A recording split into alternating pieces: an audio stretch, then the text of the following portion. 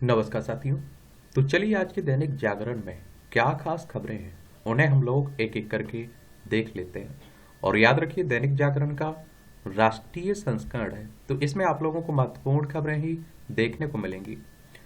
अब आप सभी जानते हैं कि लोकसभा के चुनाव हैं, तो लोकसभा में टोटल सीटें कितनी हैं? 543 सीटें देखने को मिलेंगी। लोकसभा सदस्य का चुनाव किसके द्वारा होता है? डायरेक्ट जनता यानी कि मतदाताओं के द्वारा होता है। अगर आपकी उम्र 18 साल हो चुकी है तो वोटर सूची में आपका नाम जुड़ चुका होगा, आप लोग वोट डालने भी जाते होंगे। और अगर आपकी उम्र 25 साल हो चुकी है तो लोकसभा का चुनाव लड़ सकते हैं, उम्मीदवार बन सकते हैं। ये चुनाव कौन करवाता है? इलेक्शन कमीशन ऑफ इंडिया, भारतीय निर्वाचन आयोग एक संवैधानिक संस्था है।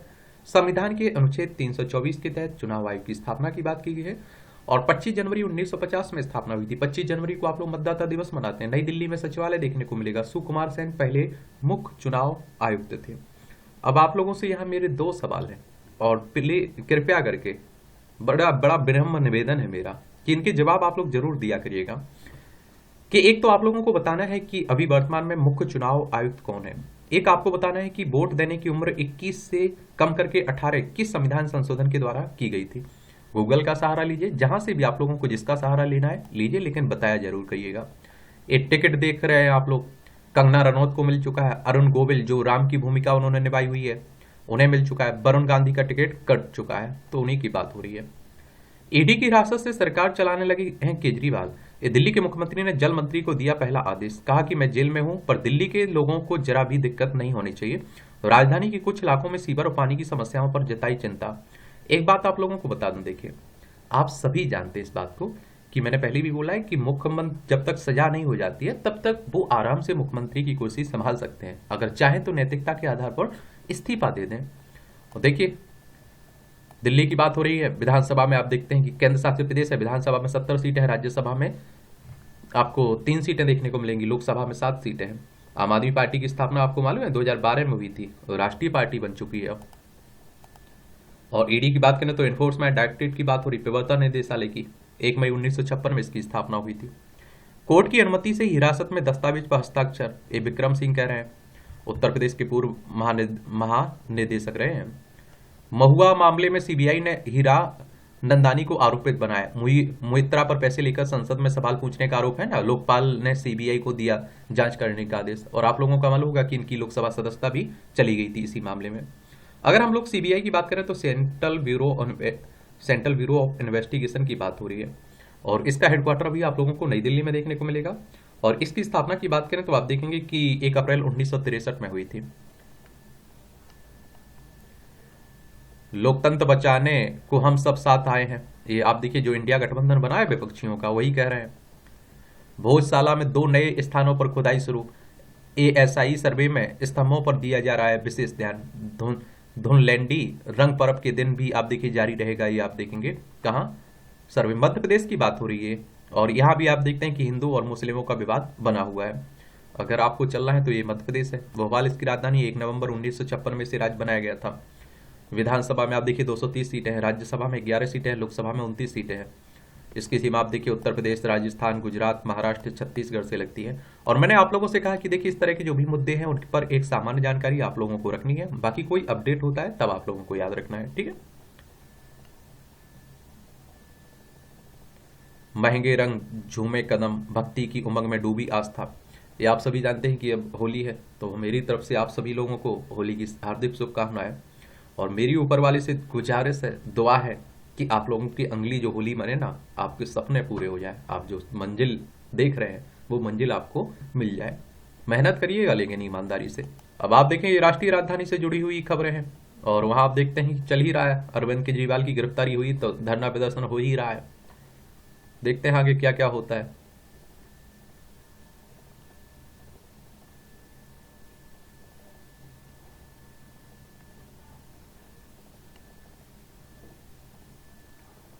यमुना बाढ़ क्षेत्र के सीमांकन के लिए नहीं उठाए प्रभावी कदम। एनजीटी ने वजीराबाद से पल्ला के 22 किलोमीटर के बाढ़ क्षेत्र के सीमांकन से जुड़े आवेदन पर वर्ष 2015 में सीमांकन का निर्देश दिया था। एनजीटी ने सीपी सीबी बात दिल्ली सरकार को 3 सप्ताह में ताजा रिपोर्ट दाखिल करने को दिया है। एनजीटी यानी कि नेशनल ग्रीन ट्रिब्यूनल की बात हो रही है, 2010 में इसकी स्थापना हुई थी ना, तो उसी की बात हो रही है। और राजनीति चल रही है तो खूब राजनीति होगी, ये भी जान लीजिए आप लोग। 1996 के विधानसभा चुनाव में तमिलनाडु के एक चुनावी क्षेत्र से 1033 उम्मीदवार मैदान में थे। यह एक रिकॉर्ड है। मूड़ा कराची नाम के इस क्षेत्र में मतपत्र पर एक पुस्तिका के रूप में जारी किया गया था। आप सोचिए एक सीट के लिए कितने 1033 उम्मीदवार ने चुनाव लड़ा था।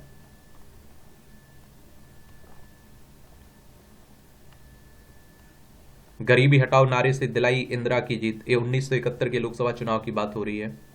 उस समय गरीबी हटाओ का नारा दिया था ना, और आप देखिए 352 सीटें जीती थी इन्होंने।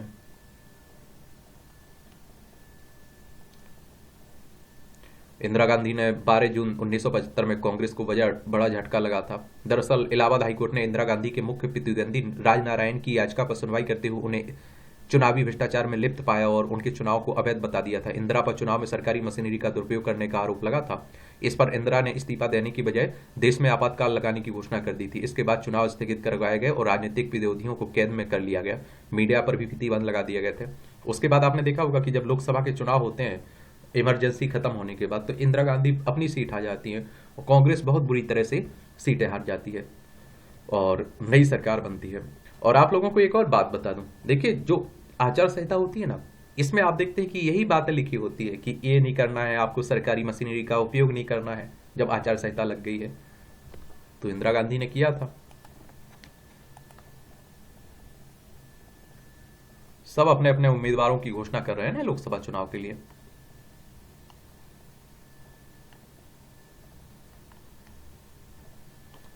हिमाचल से भाजपा ने पहली बार महिला को दिया लोकसभा का टिकट। जो कंगना रनौत हैं उन्हें टिकट मिल चुका है।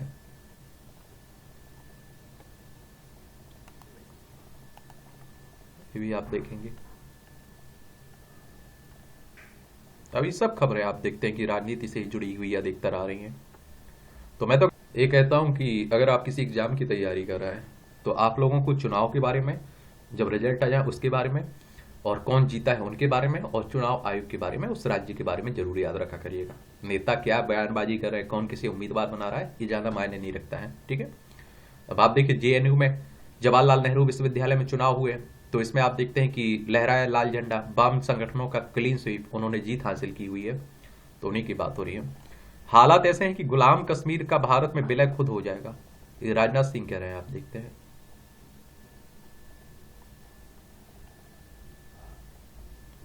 कर्नाटक के हिस्से का एक एक पैसा दे दिया, सीतारमन कह रही हैं, क्योंकि अनुदान देने में अन्याय का राज्य सरकार का दावा गलत है ना। वित्त आयोग की ओर से कोई सिफारिश किए जाने से इंकार। वित्त आयोग अनुच्छेद 280 को पढ़ते हैं ना, तो वित्त आयोग की स्थापना की बात की गई पैसे के बंटवारे के लिए इसके। ठीक है। और कर्नाटक की बात अगर हम लोग करें तो बेंगलोर इसकी हेड राजधानी देखने को मिलेगी। जो हमारी इंडियन स्पेस रिसर्च ऑर्गेनाइजेशन है ना, जो आप देखते हैं कि अंतरिक्ष एजेंसी है, उसका हेडक्वार्टर भी आप लोगों को बेंगलोर में देखने को मिलता है। ये आप देखिए कर्नाटक है, बेंगलोर इसकी राजधानी, इसकी सीमा गोवा, महाराष्ट्र, तेलंगाना, आंध्र प्रदेश, तमिलनाडु, केरल से लगती है। 1 नवंबर 1956 में इसे राज्य बनाया गया था। विधानसभा में 224 सीटें हैं। विधान परिषद में आप देखिए 75 सीटें हैं।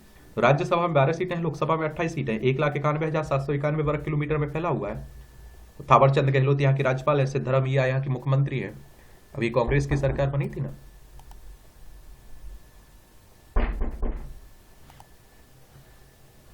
बाकी नेताओं के देखिए बयानबाजी जो होती है उसमें ज्यादा आपको ध्यान देने की जरूरत नहीं है, मुझे लगता है। खासकर अगर आप लोग बात कर रहे हैं शिक्षा की, अगर आप लोग एग्जाम की तैयारी करते हैं तो इस पर ज्यादा ध्यान मत दिया करिएगा।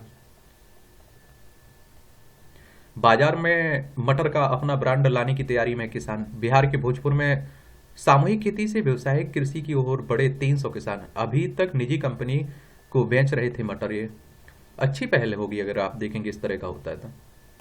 अब आप देखिए अनिवार्य मतदान, यहां जो पॉइंट आपको बता रहा हूं ये नोट कर लीजिएगा आप लोग। ठीक है।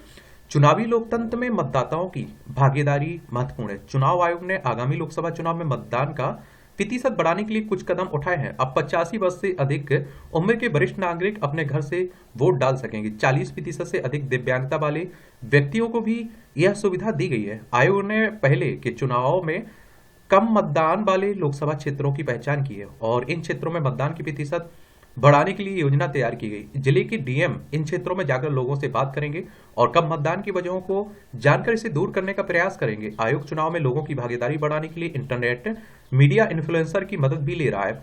भारत में आम चुनाव में पहले की तुलना में मतदान का प्रतिशत बढ़ा है, लेकिन यह 60% के दायरे में ही। इसका मतलब है कि करीब 40% मतदाता लोकतंत्र के महोत्सव में शामिल नहीं हो पाते हैं। इसकी एक वजह यह भी है कि भारत में मतदान स्वैच्छिक है। दुनिया के 33 देशों में अनिवार्य मतदान का नियम है। ऐसे में पड़ताल का मुद्दा है कि क्या भारत में 100% मतदान सुनिश्चित करने के लिए अनिवार्य मतदान का नियम लागू किया जाना चाहिए। अभी आप देखते हैं कि आपको वोट देना है, दीजिए। आपको वोट नहीं डालना है, मत जाइए। तो ये है, और मैं कहता हूं कि कम से कम वोट डालने तो जाना चाहिए। और एक हमारे देश में आप देखते हैं, भली कहते हैं हम लोग कि बड़ा लोकतंत्र है। एक छवि, मैं कई लोगों से बात करता हूं तो कई लोग कहते हैं कि वो भैया हमारे वोट डालने से कोई फर्क ही नहीं पड़ता है, इसलिए हम वोट डालने नहीं जाते हैं। अरे आप जब डालने जाओगे तब तो फर्क पड़ेगा। तो ये आप देखिए 1892 में अनिवार्य मतदान का नियम लागू करने वाला पहला देश बना था बेल्जियम, ये याद रखिएगा। और अनिवार्य अगर नियम बन जाता है तो आपको वोट डालने जाना पड़ेगा। 90% से के आसपास रहता है ऑस्ट्रेलिया में मतदान का प्रतिशत। 67.3% रहा था ब्रिटेन में 2019 के आम चुनाव में मतदान का प्रतिशत। 1925 में ऑस्ट्रेलिया में लागू किया गया अनिवार्य मतदान का नियम।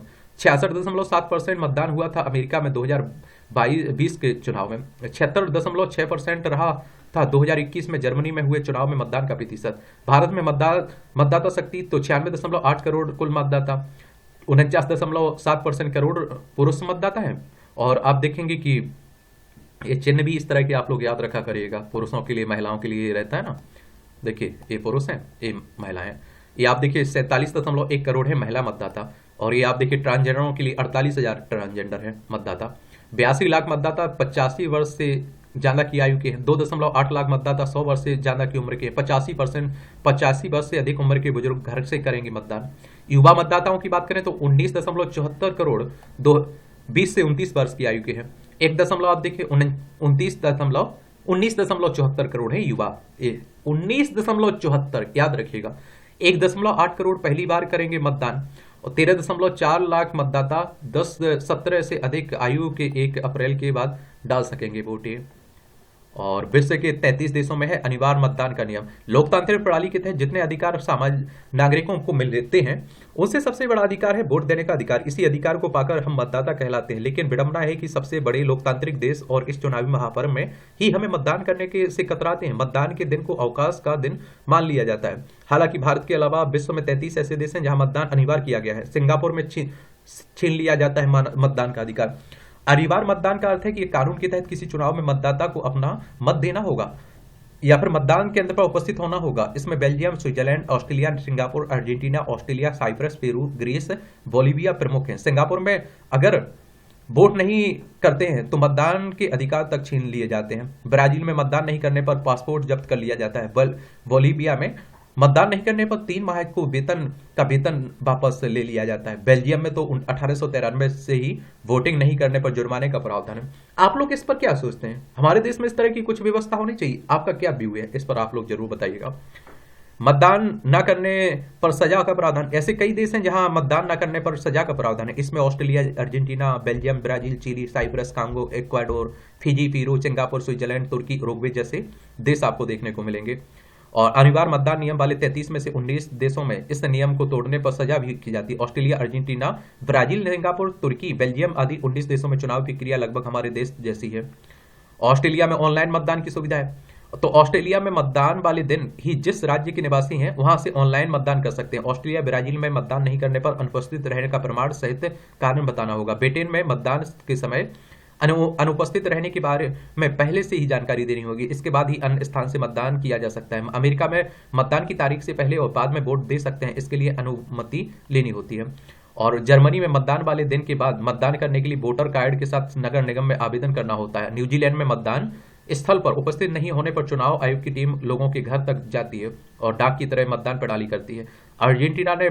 अर्जेंटीना में पुलिस के पास इस बात का प्रमाण पत्र जमा कराना होता है कि मतदान के दिन आप कहां थे।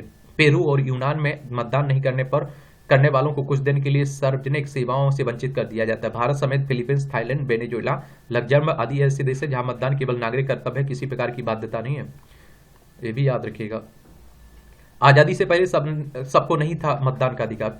तो हमारी आज़ादी जो 15 अगस्त 1947 के पहले की बात हो रही है, आज़ादी से पहले भारत में आम आदमी का मतदान का अधिकार नहीं था, और उस समय मतदान का अधिकार प्राप्त करना गर्व की बात होती थी। उस समय आप देखिए अमीर और अंग्रेजों के वफादार चुनिंदा लोगों को ही मत देने का अधिकार था। 1935 के गवर्नमेंटल आप देखेंगे कि गवर्नमेंट 1935 के गवर्नमेंट ऑफ इंडिया एक्ट के तहत महज 13% जनता को ही मताधिकार प्राप्त था। भारत में मतदान भले ही अनिवार्य हो, लेकिन हमें अपने मतदान के अधिकार की कीमत समझनी चाहिए। मतदान जरूर करना चाहिए। लोकतंत्र में हर एक मत की कीमत होती है। कई बार चुनाव में देखा जाता है कि एक मत से उम्मीदवार की हार जीत का फैसला हो जाता है। और अगर आप देखिए कुछ बताए ना भारत के लोकसभा चुनाव में मतदान का प्रतिशत, तो आप लोग 1952 में जाइए तो 45.67% था। 1957 में 47.74, 1962 में 55.42, 1967 में आप देखेंगे 61.33, 1971 में 55.29, 1977 में 59.49, 1980 में 56.19, 1984 में 64.01, 1989 में आप देखेंगे 61.95, 1991 में 55.88, 1996 में 57.94, 1998 में आप देखते हैं कि 61.97, 1999 में 59.99, 2004 में 57.98, और 2009 में आप देखते हैं कि 58.19%, और 2014 में 66.44%, 2019 में 67.40% था ये मतदान प्रतिशत। देश के नेता और मतदाता दोनों करें सुधार। नेता और मतदाता दोनों को खुद में सुधार करना होगा। नेता बेहतर होंगे तो मतदान अनिवार्य करने की आवश्यकता नहीं करनी पड़ेगी। अपने आप मतदान बढ़ जाएगा। मतदाता सजग हो जाएंगे तो गलत लोग चुनकर संसद या विधानसभा में भी नहीं जा पाएंगे। चुनाव में तकनीकी सुविधा से हो सकता है कमाल। कंप्यूटर के जरिए मतदान की सुविधा देनी चाहिए। जिनके पास कंप्यूटर है वे इस तरीके से मतदान कर सकते हैं। इसके अलावा प्रवासी मजदूर जहां रहते हैं उनको वहीं मतदान की सुविधा दी जा सकती है। इन तरीकों से मतदान का प्रतिशत बढ़ाया जा सकता है। बहुत सारी बातें हैं, आप देखते हैं कि कर सकते हैं, हम लोग सुधार कर सकते हैं। ये पीडीएफ आपको एजुकेशन सर्कल प्लेटफॉर्म है ना, जो वहां डाल देंगे तो वहां से जाकर आप लोग डाउनलोड कर लीजिए, पढ़ सकते हैं ये सब। मंदसौर जिले में आवारा कुत्तों के हमलों पर नियंत्रण के लिए धारा 144 लागू की गई मध्य प्रदेश में। नौसेना भवन सिर्फ एक इमारत नहीं, नए भारत का प्रतीक है, हरिकुमार के नौसेना प्रमुख ने कहा है। वाहनों में बहुरंगी एलईडी लेजर लाइट का प्रयोग रोका जाए, यह हाईकोर्ट का राय, हिमाचल प्रदेश हाईकोर्ट ने कहा है। हिमाचल में प्रशिक्षु डॉक्टर ने लगाया रैंकिंग का आरोप, मामला दर्ज। ये आजकल आप देख रहे हैं कि पहले हुआ करते थे बहुत से। अब आप देखिए संपादकीय पाठ है, ये आपको प्रीलिम्स में, मुख्य परीक्षा में, इंटरव्यू में हर जगह मदद पहुंचाते हैं। एक सामान्य जानकारी आप लोगों को यहाँ से मिलती है, तो ये जरूर आर्टिकल पढ़ा करिएगा आप लोग।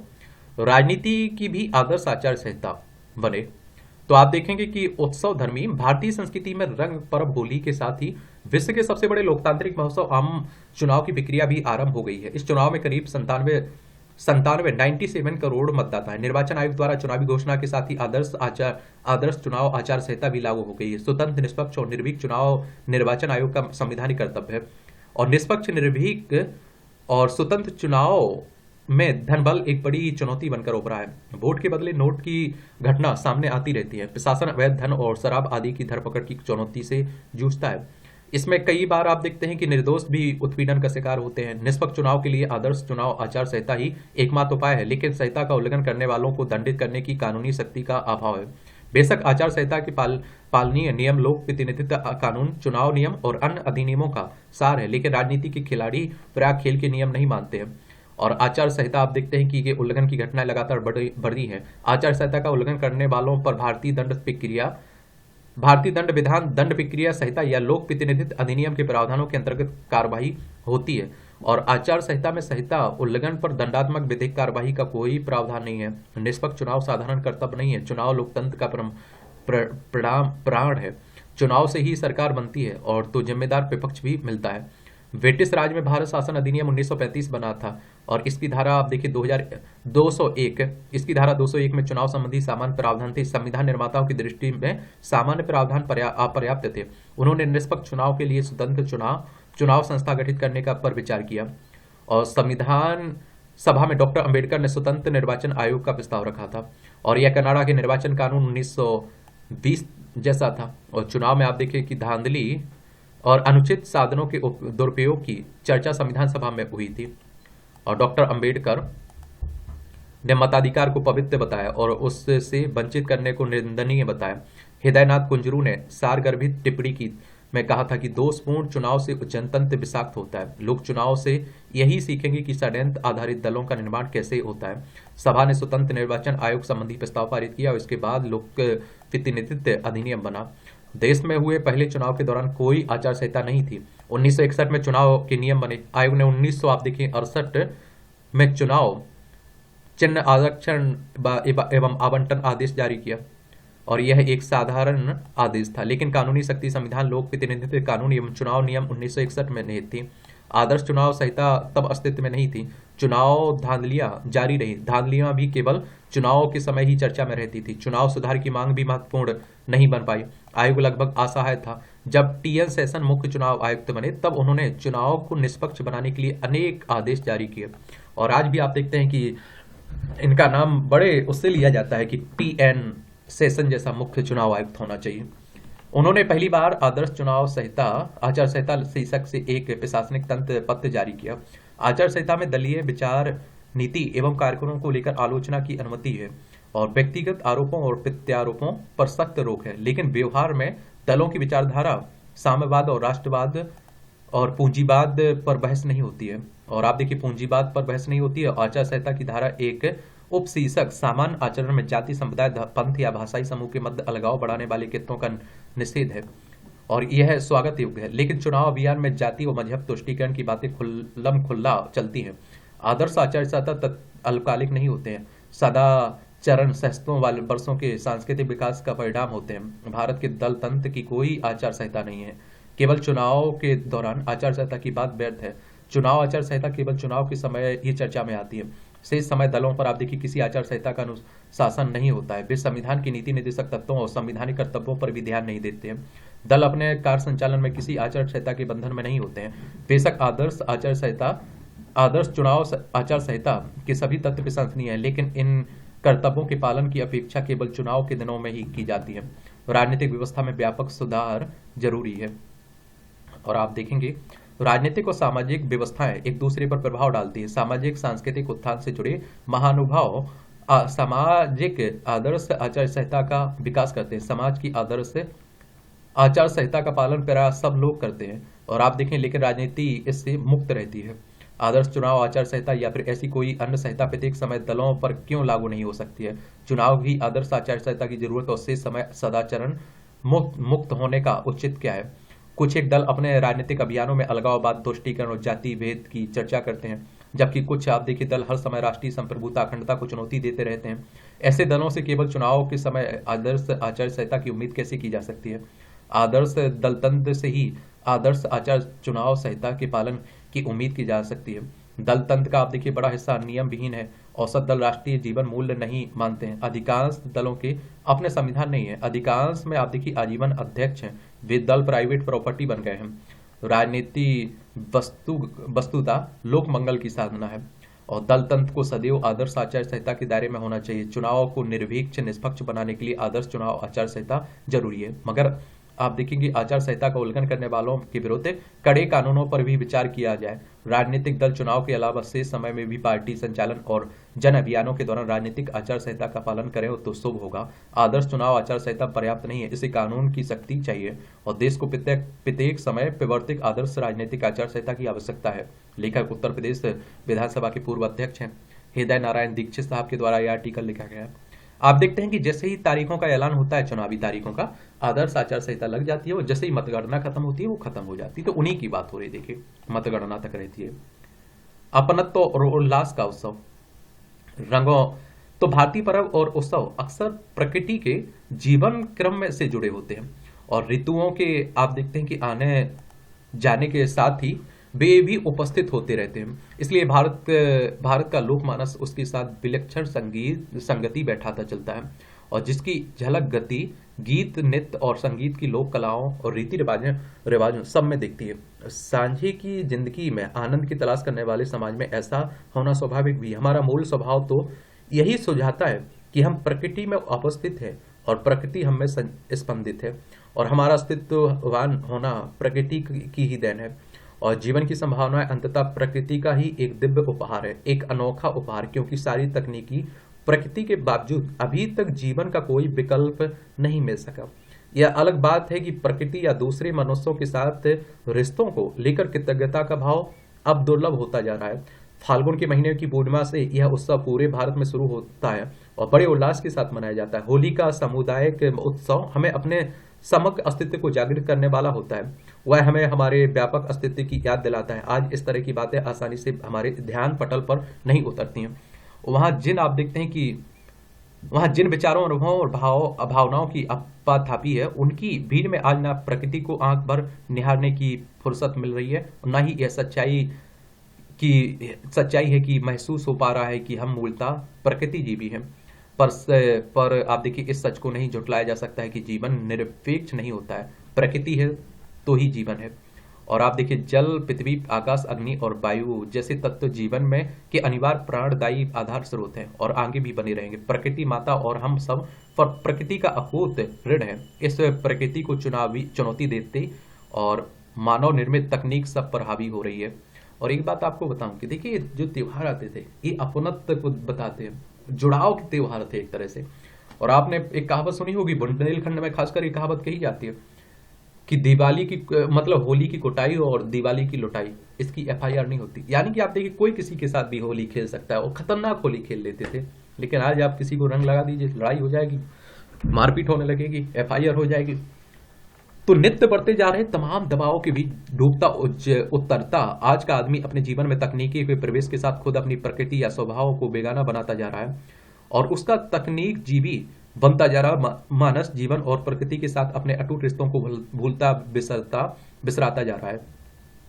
अब उसे पग पर तकनीक की जरूरत पड़ रही है। अब दुख, सुख, प्रेम, मोहब्बत और मान मनोबल जैसी भावनाओं का इकरार सब कुछ मानवीय संवेदनाओं से दूर तकनीक के सुपुर्द होता जा रहा है और इस जीवन की गाड़ी उसी के भरोसे चल रही है। तकनीक जीवी का जीवन आदमी का अपना जीवन नहीं होता है, वह टिका हुआ है सूचना के अनवरत प्रवाह पर। इसमें आप देखिए, अगत से अधिक अनागत या कहें तो जो आने वाला है या आ सकता है, इसकी चिंता और भय वर्तमान को डसे जा रहे हैं। इसलिए आप देखिए, कुछ करने से अधिक जो हो रहा है उसकी पल पल निगरानी और हिसाब किताब करते रहने की जरूरत बढ़ती जा रही है। लोग लगातार ईमेल या व्हाट्सएप देखने को बेताब रहते हैं और मोबाइल पर उनकी अंगुली लगातार चलती ही रहती है।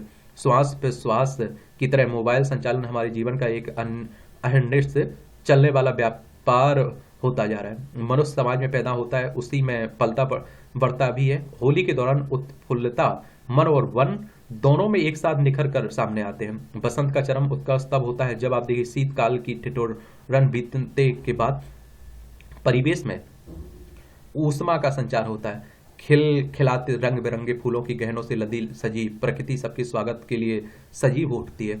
तब खुद को जीवन कार्य में जोड़ने की तैयारी का अवसर मिलता है। खेती किसानी के लिए भी होली एक प्रस्थान बिंदु जैसा होता है। चैत के महीने में वासंतिक नवरात्र के साथ भारतीय नववर्ष शुरू होता है और नए की भावना द्वंद्वों और संघर्षों से उभरते हुए नए समारंभ करने की प्रेरणा वाली होती है। रंगों और प्रेम भाव से सुवासित समानता और समता की गारंटी देने वाला होली का उत्सव आवाज देता है कि अपने अपने अहंकार का विसर्जन कर आगे आओ। यह बैर का दहन कर उल्लास का प्रसाद बांटने का अवसर होता है। रंगों में भीगने भिगोने के बाद होली के दिन रुचिकर व्यंजन भी बनते हैं और परिजनों के साथ आप देखिए, खान पान का आनंद भी लेते हैं। संगीत और काव्य की दृष्टि से होली का अवसर सृजनशीलता को आमंत्रित करता रहा है और होली पर आप देखिए, सबको एक रंग में रंगने को आतुर रहते हैं और सबको एक साथ बनाने का प्रयोजन सौहार्द और निकटता की भावना को जगाना होता है। और इसका एक अभिप्राय यह भी है कि हम उस अभिभक्त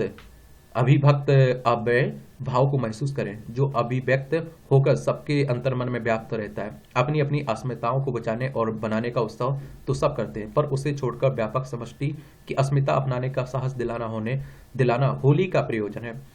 अपनी अस्मिता को छोड़कर या उसका विस्तार कर बड़ी अस्मिता को अंगीकार करना सामाजिक परिवर्तन की शक्ति होता है और इसके साथ ही समानताओं की पहचान भी जरूरी है। हम सिर्फ एक दूसरे से भिन्न हैं, यह कहना अधूरी बात होगी और असत्य भी होगी, क्योंकि हम सब में व्यापक समानताएं भी हैं और मनुष्य होने के सब में लक्षण सब में है और मनुष्यता भी इसलिए जीवित है क्योंकि सभी किसी न किसी सीमा तक मनुष्यता से जुड़े हैं। होली का संदेश यही है कि संकुचित और क्षुद्र अस्मिताओं से ऊपर उठकर देश और समाज की अस्मिता का अंग बनते हुए ही हम उन्नति के पथ पर आगे बढ़ सकते हैं। लेखक शिक्षाविद है गिरीश्वर मिश्र, इनके द्वारा आर्टिकल लिखा गया, अच्छा आर्टिकल है।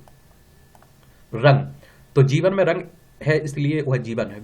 इसका समस्त आकर्षण रंगों में ही छिपा है। यदि यह प्रकृति रंगों से भारी ना होती तो बहुत बेनूर होती। उसका सारा सौंदर्य इन्हीं रंगों में समाया है। रंग है तो जीवन में उल्लास, बेरंग है जीवन निरस्ता का पर्याय है। हम रंग की एक भिन्न प्रकृति होती है और इस तरह हर रंग कुछ कहता है। पढ़ा करिएगा। अब देखिए होली है तो आप सभी जानते हैं, उसी पर लिखे जाएंगे रंग उमंग का पर्व। तो रंग और उमंग का अनूठा पर्व हमारा स्वागत कर रहा है। यहीं से आप लोग देखें निबंध के लिए, आंसर राइटिंग के लिए आपको पॉइंट मिल जाते हैं कई बार।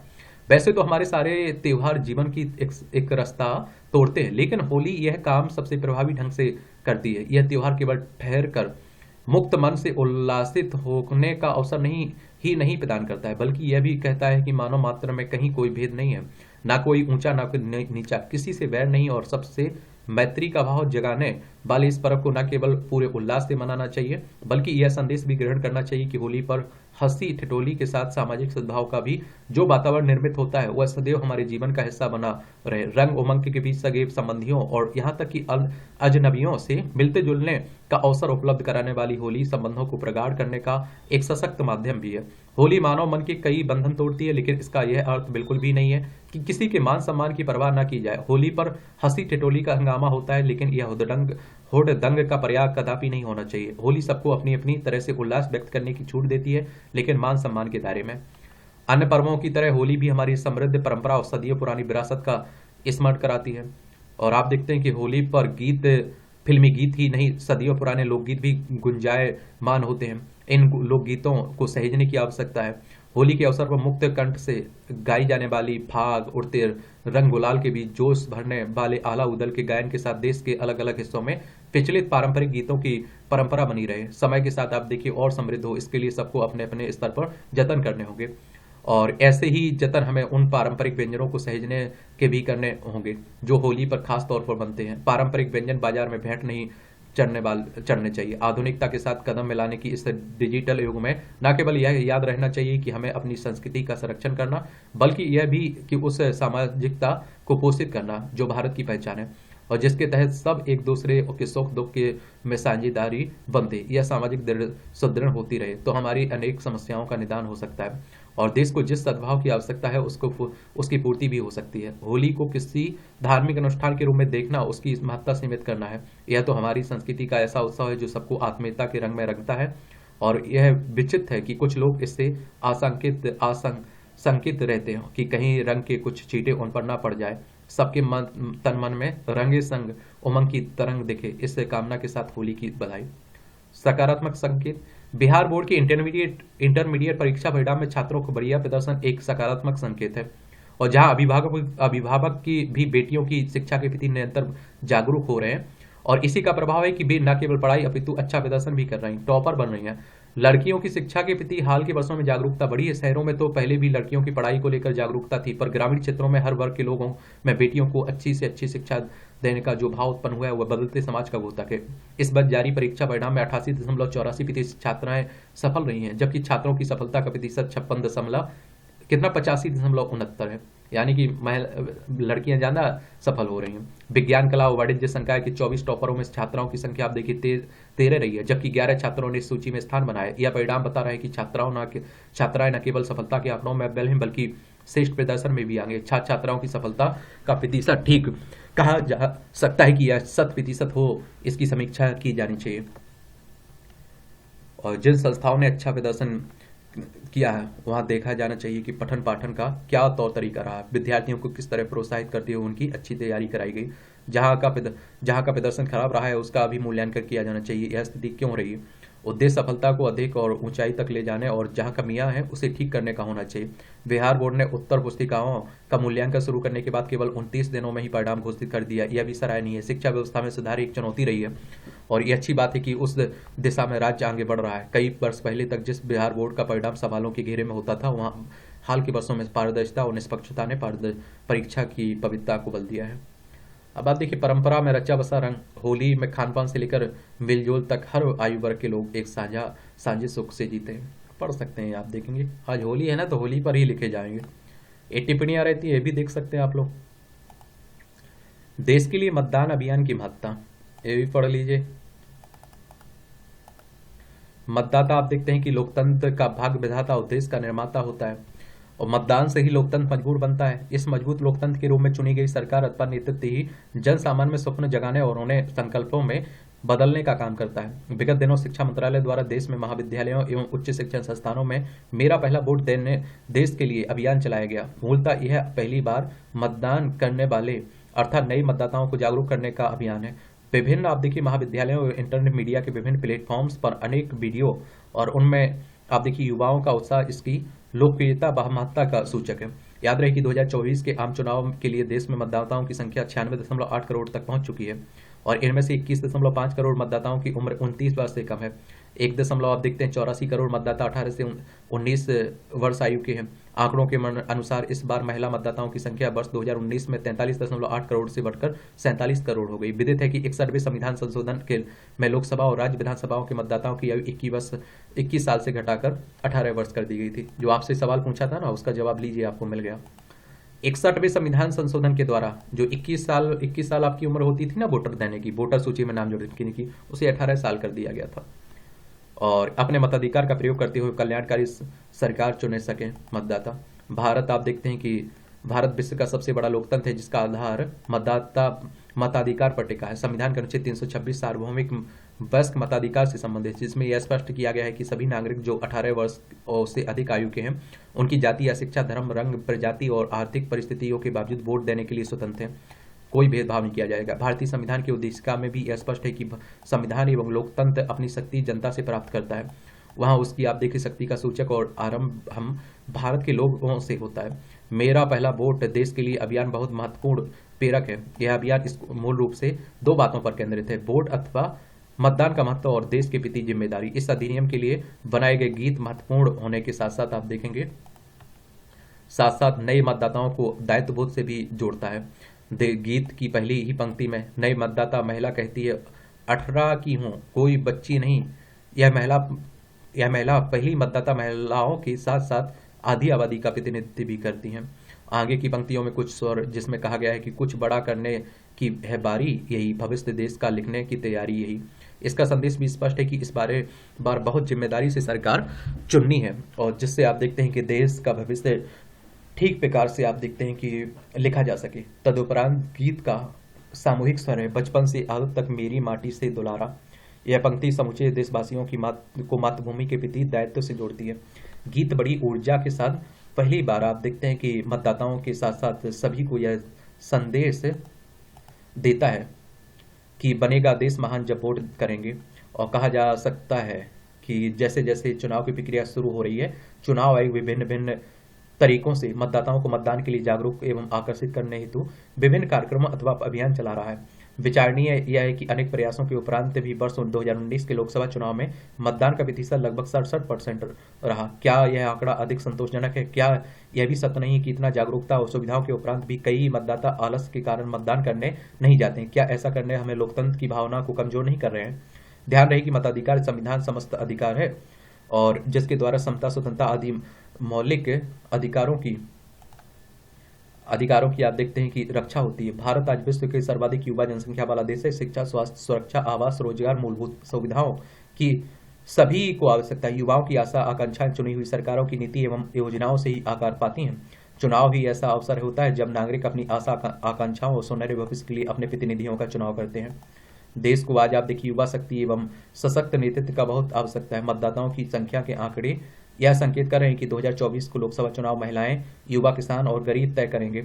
ऐसे में पहली बार मतदान करने वाले युवाओं की जिम्मेदारी उन सभी को मतदान केंद्रों तक पहुंचने की भी है। मन की बात कार्यक्रम में एवं अन्य अवसरों पर प्रधानमंत्री नरेंद्र मोदी ने भी पहली बार मतदान करने वालों का अभिनंदन करते हुए उन्हें मतदान के लिए प्रेरित किया। मेरे सपनों का भारत में युवकों का आह्वान करते हुए गांधी जी ने भी लिखा है कि युवकों को जो भविष्य के विधाता होने का दावा करते हैं, राष्ट्र का नमक रक्षक तत्व होना चाहिए।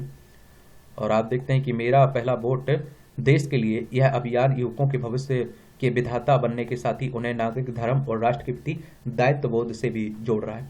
आत्मनिर्भर भारत और विकसित भारत के संकल्प की सिद्धि मतदान के माध्यम से पूर्ण बहुमत वाले नेतृत्व द्वारा ही संभव। इसलिए जाति, संप्रदाय, क्षेत्रीयता, संकीर्णता से हटकर सभी मतदाताओं को वोट देने के लिए होना चाहिए। महिला मतदाताओं की महत्वपूर्ण भूमिका। तो आप देखिए, लोकसभा चुनाव में प्रक्रिया आरंभ हो चुकी है। विगत 2 चुनावों में महिला वोटरों ने नई सरकार बनाने में महत्वपूर्ण भूमिका निभाई है। मजे की बात है कि वर्ष 2019 के चुनाव में पुरुष मतदाताओं की तुलना में महिला मतदाताओं ने अधिक मुखर होकर मतदान दिया था।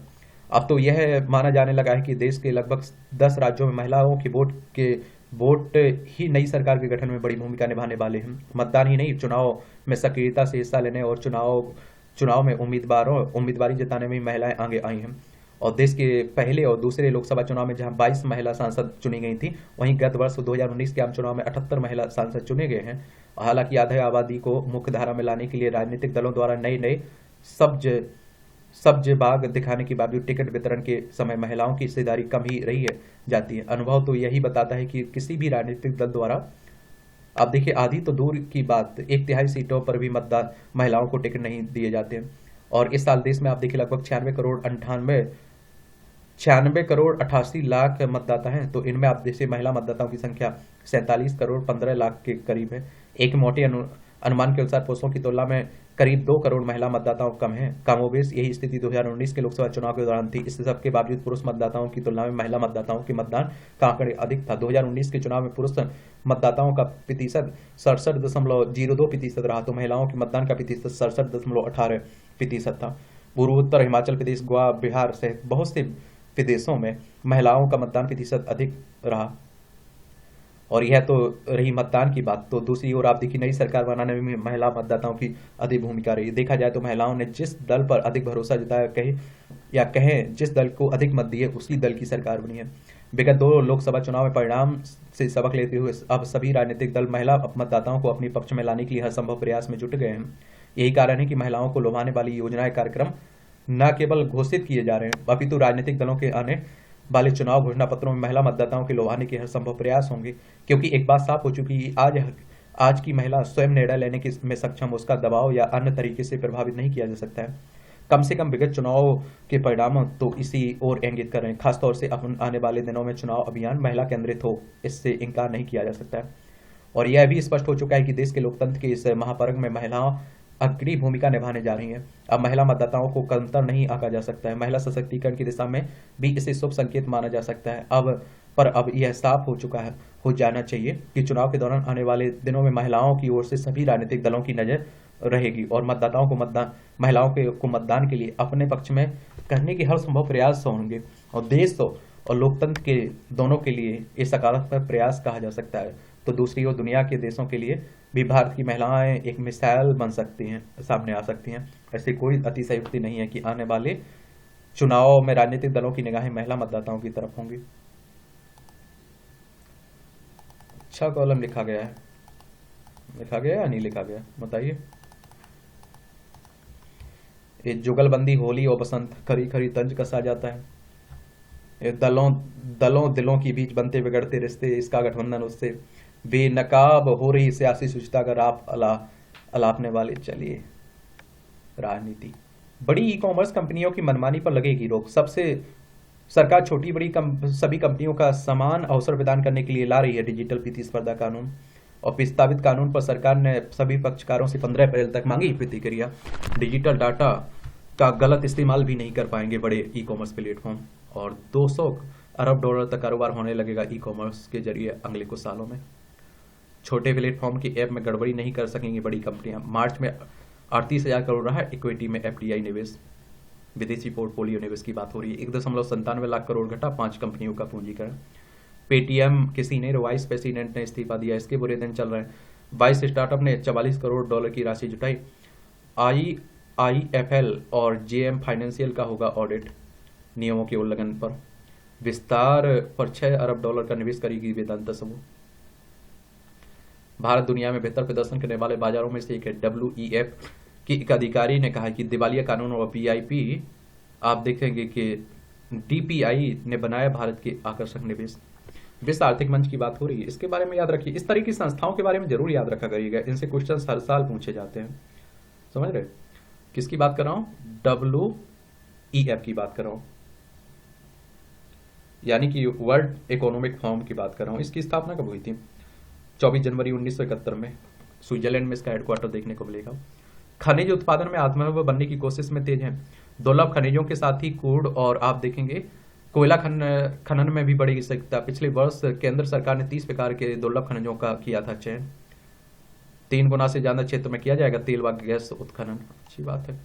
चंद्रयान-3 की सॉफ्ट लैंडिंग स्थल शिव शक्ति को IAEU ने भी दी मान्यता। पीएम नरेंद्र मोदी की घोषणा के लगभग 7 माह बाद 19 मार्च को मिली अंतर्राष्ट्रीय मान्यता। चंद्रयान-3 की लैंडिंग स्थल को पीएम मोदी ने 26 अगस्त को दिया था, शिव शक्ति स्थल नाम।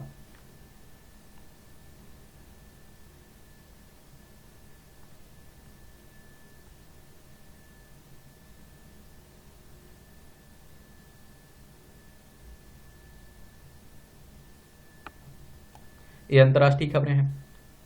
अमेरिका के बंधक कैदी अनुपात प्रस्ताव पर इजराइल सहमत। हमास की ओर से इस पर जवाबानी बाकी है। हमास इजराइल में चल रहा है, ये आप देख लीजिए। ये हमारी प्यारी पृथ्वी है। रूस यूक्रेन में चल रहा है। भारत है हमारा प्यारा। ये आप देखिए, अमन अदन की खाड़ी है, अरब सागर है, ये लाल सागर है, भूमध्य सागर है। यहाँ आपको इजराइल देखने को मिलेगा। भारत के साथ व्यापारिक संबंध बहाल करना चाहता है पाकिस्तान। IMF से मदद के लिए पाक को रोकना होगा तंबाकू का अवैध व्यापार। देखिए, IMF की बात करें तो इंटरनेशनल मॉनेटरी फंड की बात हो रही है। एक अंतर्राष्ट्रीय वित्तीय संस्थान है और इसका हेडक्वार्टर आप लोगों को कहाँ देखने को मिलेगा? वॉशिंगटन DC USA में। और 190 कंट्री हैं इसमें सदस्य हैं। और इसकी स्थापना 27 दिसंबर 1945 में हुई थी। श्रीलंका में ईस्टर धमाके पर विवादित टिप्पणी के लिए सिरिसेना से पूछताछ करेगी पुलिस। ये आप देखिए, श्रीलंका है, पाक जलडमरू भंडार की खाड़ी भारत श्रीलंका के बीच देखने को मिलेगी। आतंकवादी किसी भी भाषा में आतंकवादी होते हैं, जयशंकर साहब कह रहे हैं। अब पराजित घोषित किए जा रहे हैं इमरान खान की पार्टी के जीते कई प्रत्याशी। यह पाकिस्तान के चुनाव की बात है। पाकिस्तान है, कुछ भी हो सकता है।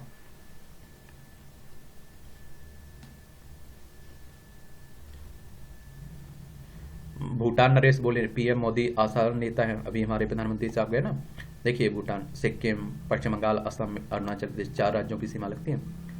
धूमपान से खेली गई नेपाल में होली। देखिए हमारा पड़ोसी है, रोटी बेटी का संबंध है ना। उत्तराखंड, उत्तर प्रदेश, बिहार, सिक्किम, पश्चिम बंगाल, 5 राज्यों की सीमा लगती है। राष्ट्रपति मुज्जू को पड़ोसियों से बात करना चाहिए, मोहम्मद सोलेफ कह रहे हैं। इनका जब से मालदीव के नए राष्ट्रपति बने हैं ना, इनका झुकाव चाइना की तरफ देखा जा रहा है। भारत से रिश्ते बिगाड़ रहे हैं, तो उन्हीं की बातें हो रही हैं। अब आप देखिए, ये क्रिकेट चल रहा है, IPL हो रहा है, तो आप लोग देख रहे होंगे ना। हर्षित राणा पर मैच फीस का 60% जुर्माना। ये आप देखिए, कोलकाता नाइट राइडर्स का तेज गेंदबाज हर्षित राणा पर सनराइज हैदराबाद के खिलाफ मैच के दौरान IPL आचार संहिता के उल्लंघन के लिए जुर्माना लगा है। शुभंकर सिंगापुर क्लासिक में संयुक्त 7वें स्थान पर पहुंचे। भारतीय गोल्फर है ना शुभंकर शर्मा। चारा क्वीन सर्किट कप में संयुक्त 12वें स्थान पर पहुंची भारत की है। ये भारतीय फुटबॉल में काफी सुधार हुआ, वेस्टवुड कह रहे हैं। सार्गियो बोरबोजा के 2 गोल से जीता दिल्ली FC। अलकराज ने जीत के साथ मियामी ओपन की शुरुआत की हुई है। ये आप देखिए, स्विस ओपन में श्रीकांत की हार के साथ ही भारतीय चुनौती समाप्त हुई है। आज खूब आप लोग पढ़ के, बस एक क्लास देखकर आपको न्यूज़पेपर की खूब खेलना है होली। आज फिर आपका कल से फिर रूटीन बनाना है। लेह में रक्षा मंत्री ने जवानों को रंग लगाकर बांटी होली की खुशियां।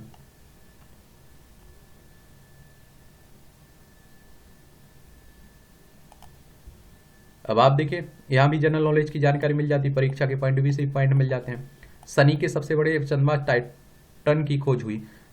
डच खगोल शास्त्री क्रिस्टियान ह्यूजेंस ने 1655 में आज ही शनि के सबसे बड़े चंद्रमा टाइटन की खोज की थी। 1944 में डच अमेरिकी खगोल शास्त्री जेरार्ड कुइपर ने टाइटन की एक खास विशेषता की खोज की थी जो इसे असाधारण बनाती है। उन्होंने पाया कि इस दूर के चंद्रमा में वायुमंडल है। एथेंस में हुई थी आधुनिक ओलंपिक खेलों की शुरुआत।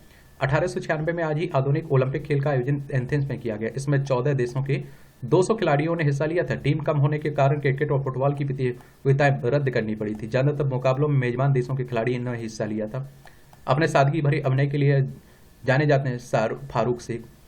अभिनेता फारूक शेख का जन्म 1948 में आज ही बड़ोदरा में हुआ था। कॉलेज के दिनों से ही रंगमंच के सक्रिय हो गए। 1973 में अपनी ही फिल्म गरम हवा से सुर्खियां बटोरी। 1977 में उन्हें सत्यजीत रे की फिल्म शतरंज के खिलाड़ी में मौका मिला। नूरी, चश्मे बदूर, किसी से ना कहना, उमराव जान जैसी कई हिट फिल्में दी।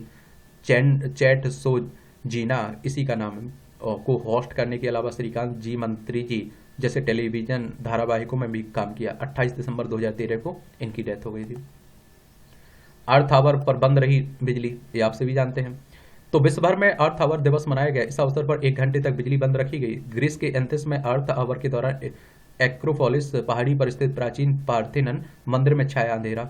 अर्थ आवर की शुरुआत वाइल्ड फंड फॉर नेचर ने की थी। इसका मुख्य उद्देश्य शून्य कार्बन जीवन शैली और सतत विकास को बढ़ावा देने के लिए प्रतिबद्धता पर बल देना है। और इस दौरान आप देखिए प्रतिष्ठित स्थलों के साथ साथ लोगों को से 1 घंटे के लिए घरों की बिजली बंद करने की अपील की गई। सूर्य की सतह पर लगी विस्फोटकों की झड़ी, सौर तूफान। 2 दिन में एक्सरे से लेकर सी श्रेणी तीव्रता के हुए दर्जन विस्फोट। करीब 2 वर्ष से सोलर मैक्सिमा से गुजर रहा है सूर्य। चलिए, सूर्य के दक्षिण गोलार्ध में NOAA 3615 विशाल सन स्पॉट समूह अभी बना हुआ है, जो आने वाले दिनों में बड़े विस्फोट करेगा।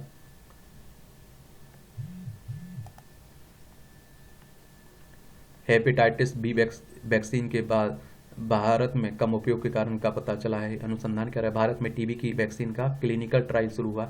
वयस्कों के लिए इस समय नहीं टीबी की कोई वैक्सीन। मानव सिरों से विकसित टीबी की पहली वैक्सीन है MTV-वैक अधिक प्रभावी, लंबे समय तक चलने वाली वैक्सीन है। पूर्वी राज्यों की तुलना में दिल्ली में स्तन कैंसर की समस्या अधिक है।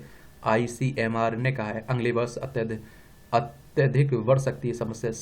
शहरी की तुलना में ग्रामीण महिलाओं में स्तन कैंसर की आशंका कम है। लंबी छुट्टी पर गया था शख्स मृत घोषित हुआ। ये मॉन्टियल की घटना है। ये मूवियों से जुड़ी खबर है। पढ़ना हो तो पढ़ सकते हैं, नहीं पढ़ना है तो छोड़ सकते हैं आप लोग। और इस तरह से आप लोग पढ़ते रहिए, एंजॉय करते रहिए। मेरी तरफ से शुभकामनाएं। ईमानदारी से आप लोग पढ़िए। देखिए, न्यूज़ की खबरें तो कम ही रहती हैं काम की, बाकी एडिटोरियल रहते हैं ना, जो आपको मुख्य परीक्षा में फायदा पहुंचाते हैं, आपकी सोच विकसित करते हैं, इंटरव्यू, प्रीलिम्स, हर जगह फायदा पहुंचाते हैं, वो पार्ट ज़्यादा बड़ा रहता है। तो उस पर थोड़ा ज़्यादा ध्यान दिया करिएगा आप लोग। धन्यवाद।